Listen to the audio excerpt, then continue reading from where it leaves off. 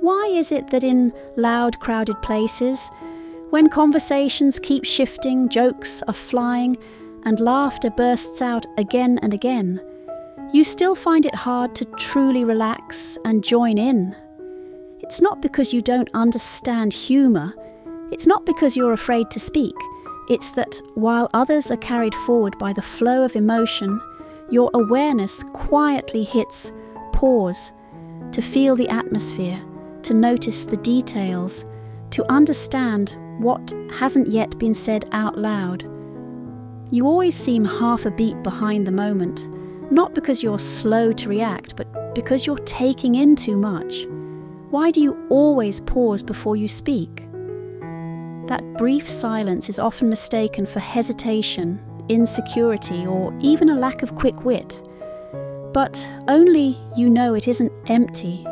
In that instant, a complex weighing of options is unfolding in your mind. You're thinking about tone, meaning, impact, and the 10 different feelings your words might stir up in the other person once they land. It's not that you don't know what to say, it's that you don't want to say things carelessly. And why is it that even when the world keeps urging you to hurry up, keep it simple, don't overthink it, you still can't really do it? You've tried to be more relaxed, more casual, to stop probing, stop analysing, stop going so deep. But thinking for you is like breathing. It isn't a choice, it's a reflex. You see connections between everything. You feel a subtle stir in the tiniest details. And in seemingly ordinary moments, you become aware that time, meaning, and existence are quietly flowing through. If none of this feels strange to you, then what we want to talk about today is not whether overthinking should be corrected, and not how to help you become more outgoing or more easygoing. It's something more fundamental. When someone is used to thinking deeply, how does their inner world actually operate? Why does this way of seeing more and thinking further make a person sharp, awake, and insightful, yet at the same time so tired and so alone? Understanding this might be the first time you realize you're not someone who doesn't fit this world. You're simply living at a deeper, slower, and more complex psychological frequency. For deep thinkers, thinking isn't a deliberately trained skill. It's a way of being that's almost impossible to switch off. They're not thinking too much, they're constantly processing the world. When others only see the surface of an event, a deep thinker has already, unconsciously, slipped into the second and third layers. They don't just notice what happened, they also ask, why did it happen this way? What motives, structures, and emotions lie behind it? And if you place this event on a longer timeline, what does it mean? In psychology, this tendency is sometimes called high trait introspection. It means a person not only frequently reflects on the outside world, but also continuously notices their own inner activity. The brains of deep thinkers often sit in a highly active default mode network state, the neural system closely related to imagination, memory, and the construction of meaning. This means their mind rarely goes into true idle. Even when they're just walking quietly, spacing out, or watching the shifting light outside the window, their inner world is busy, connecting, comparing, reflecting. A single moment can expand into an entire universe of thought. But this ability isn't effortless, because when thinking is your way of existing, it becomes very hard, like most people, to stay only on the surface of things. You automatically take the world apart, reassemble it, and understand it again. And this is exactly where deep thinkers begin to clash with a fast-paced world. Deep thinkers are usually not quiet because they have nothing to say. They're cautious, almost instinctively so, about the act of speaking itself. They rarely respond off the cuff. It's not that they lack opinions. It's that before a sentence actually leaves their mouth, it's already been revised multiple times in their head. They're thinking all at once about whether their wording is accurate, whether their tone could be misread, and whether, once spoken, their words will leave an unnecessary echo in the other person's mind. So what looks to others like a simple casual response is, for them, a whole internal calibration process. When most people rely on reflexive reactions to keep a conversation flowing, deep thinkers are slowing down. They're not just listening to content, but also to tone, pauses, and the emotions that haven't been spoken but are already there.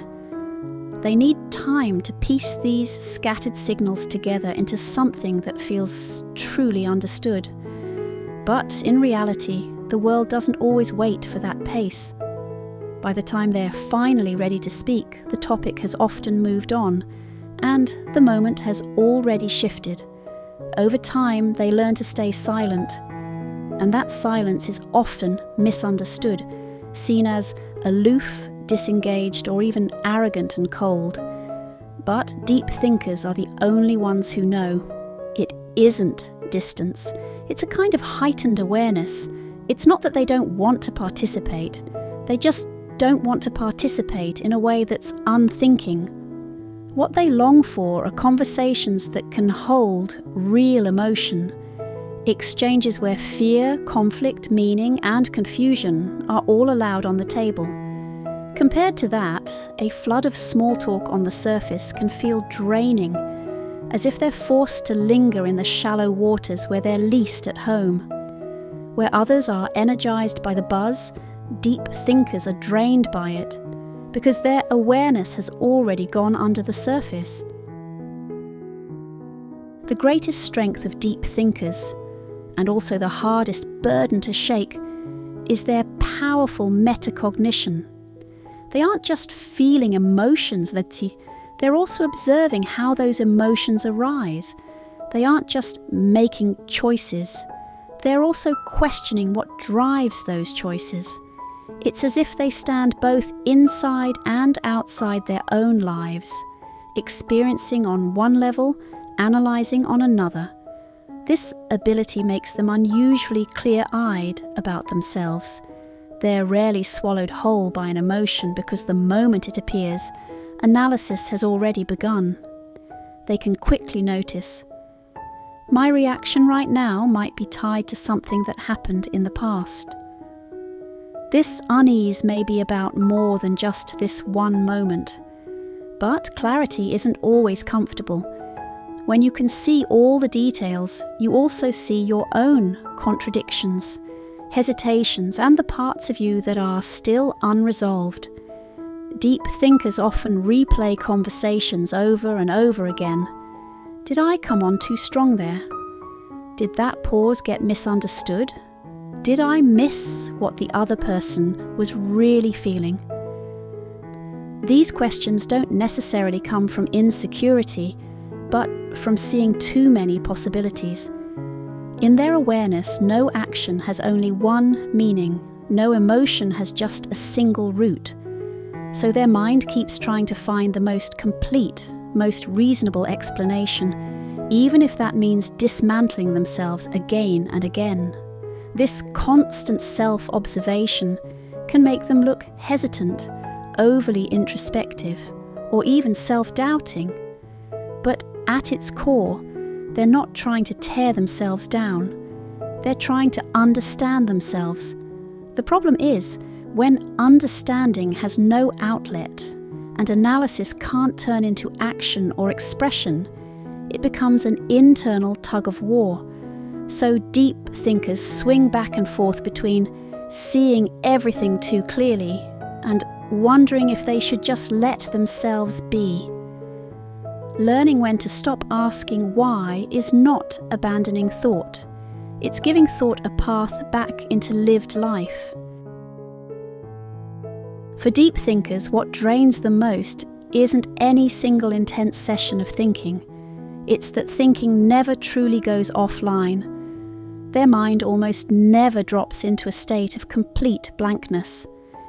Even when the body is resting, their awareness is still running, reviewing, connecting, hypothesizing, playing out scenarios, like a system that always has multiple apps running in the background, with no obvious off switch. Psychology links this state to a highly active default mode network. It's a brain network that's most active when we're not doing a specific task, responsible for self-reflection, integrating memories, imagining the future, and constructing meaning. For deep thinkers, this network is almost always on. What does that mean? It means they find it very hard to live only in this moment. Even as they're in the present, they're also looking back at the past, projecting into the future, and trying to understand how this present moment fits into the whole arc of their life. So a single emotion is rarely just one layer thick. Joy may be tied to memories of loss. Sadness may pull up questions about existence. A choice made today will be weighed again and again against a much larger life picture. To others, this looks like overthinking, but for them, not thinking this way would feel unnatural. The problem is, when thought has nowhere to go, it turns inward and starts to consume you. When every idea has to be explained, placed, and justified, the mind can barely rest. This isn't weakness. It's the cost of running at high mental load for a long time. Deep thinkers share a striking trait. They don't just go through an event. They go through everything that event stands for. A sentence is never just a sentence. A departure is never just an ending. A glance, a hesitation, a silence can all be placed inside a larger framework of meaning and interpreted there. Psychology calls this deep processing, the tendency to give our experiences richer, emotional, symbolic, and existential significance. Deep thinkers don't just remember facts, they remember the feelings those facts stirred, the associations they triggered, and the possibilities they implied. Their emotional memory, therefore, is not a pile of fragments. It's an ecosystem. One song can bring back an entire season of life. One smell can summon a version of themselves they haven't touched in years. This is also why they get hurt more easily. Not because they are weak, but because they invest themselves so fully. When they trust, they often do so with full understanding and honesty. So when reality cracks, that crack runs through their entire network of meaning. A small betrayal isn't just disappointment, it's a tremor in the way their world is put together. And yet this same mechanism also gives them a rare kind of resilience, because they're able to extract meaning from pain, turn experience into understanding, and turn wounds into insight. For deep thinkers, pain is not just torment, it's information. It's telling them what matters and what needs to be moved to a different place in their inner world. The hardest lesson for a deep thinker is not learning how to think, but learning when to stop. Not every question has an answer. Not every emotion needs to be completely dissected. Some experiences just need to be allowed to happen. Many deep thinkers eventually realize, if thinking is only used to control uncertainty, it ends up creating more anxiety instead. When understanding turns into obsession, life itself gets postponed. True maturity doesn't mean having less depth, it means giving that depth boundaries. They begin to learn how to anchor awareness back into the body, through breathing, action, creativity, and service. To let thought land in the real world, instead of spinning endlessly inside. Research in psychology shows that when reflection can be turned into expression, writing, art, conversation, practice, inattention drops significantly. because meaning is no longer just thought out, it is created. So the healthiest deep thinkers don't live only in their heads. They let their mind be a tool. They allow questions to exist without demanding that every question be answered right away. They come to understand peace doesn't live in the answer. It lives in the present moment. It's not about seeing deeper, but about seeing clearly enough, and then choosing to come back up to the surface. When thinking begins to serve life instead of replacing it, depth finally becomes real strength. Maybe you've asked yourself over and over, am I just overthinking everything? If I could be simpler, more easygoing, stop asking so many whys, would life be easier? Maybe you've envied those who can blend into a crowd in seconds, laugh things off, and not be pulled so deeply by emotion and meaning. You might have tried telling yourself, just stop thinking. You might have tried pushing complicated feelings back down, as if slowing down and staying shallow would help you live in this world more easily. But what psychology wants to tell you is this: maybe nothing is wrong with you. Being a deep thinker is not a deviation, it's a way of sensing the world in higher resolution. You don't just see what happens, you see what it means. You don't just feel emotions, you sense the unspoken layers beneath them. It makes you slower and it makes you heavier, but it also gives you the ability to understand, to create, to empathize, and to transform pain. The reason you get tired so easily is not that you're not strong enough. It's that you rarely go through life on autopilot. You refuse to feel carelessly, to understand carelessly, or to form relationships with the world carelessly. Real growth doesn't mean throwing your depth away. It means learning when to let thinking step back and when to let pure existence take over. You don't need to apologize for your silence. You don't need to shrink your thoughts just to fit a faster, shallower world. This world has not completely lost its weight because people like you exist. You are not here just to blend in.